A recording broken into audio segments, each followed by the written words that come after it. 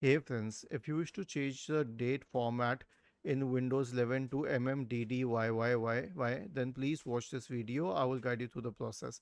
This is the US format. We usually use different formats if we are in different countries.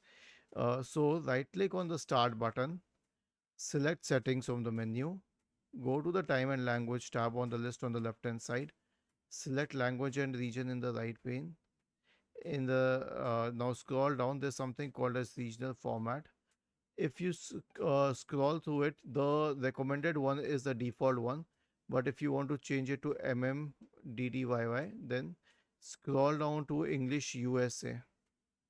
Okay, you'll have to scroll a lot. English United States, and that's it. You can see that the format has changed. Was this helpful? If yes, then please subscribe to the channel. If not, then let us know in the comment section of the video on how we could help you further. Thank you for watching this video and have a nice day.